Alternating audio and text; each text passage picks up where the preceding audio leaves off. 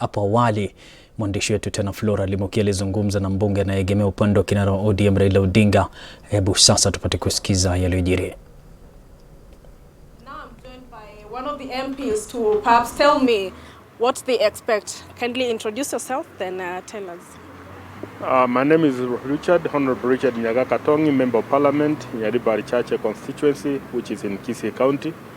I've come from Kisii today morning with very clear instructions from my employers, who are my voters, that we should listen to both sides of the divide and vote president on the merit of the amendment, if there is any.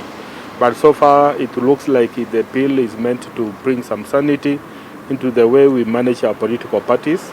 And it's good for any country. It's good for Kenya. It's good for every one of us to ensure that the parties are going to be managed more professionally.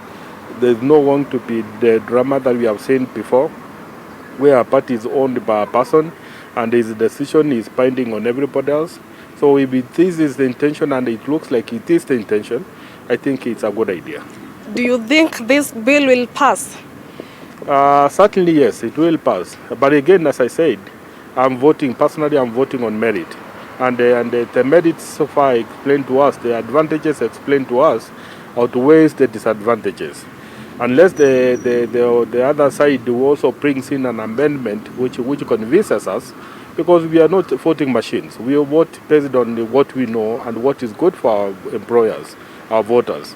If the opposing side brings in an amendment which is good for Kenya, we certainly support it. But so far, on the basis of what we have been given, on the basis of the information we have, it looks good. Yeah. And you had a similar sitting last Wednesday. The ayes had it, but you've convened another special sitting. Are you going to prolong? Are we going to see another special sitting later, or you'll be done with the issues today? Going by the number of amendments coming from members and the proposed amendments, and if we are going to vote on every amendment, then I'm not seeing ourselves finishing before tomorrow. We are likely to spend overnight here as we vote and push on the bill.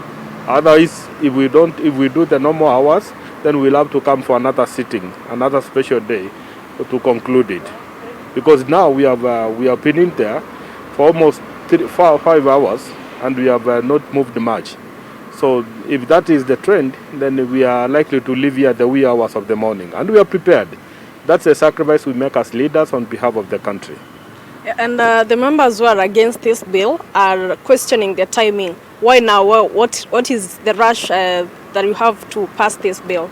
I think it's the question that why now is it's not a fair question, and it's not valid. It's neither here nor there, because why now? Which time should they want us to make the laws? Laws are made any time, and that's why Parliament is there in perpetuity, to keep looking into the laws and see what needs to be amended so that we amend it. The why now, in my view, is a misguided question, because Parliament should be called, and that's why there is that provision that they are on call at the shortest time notice possible to ensure that the things are working, and they're working for the good of the country.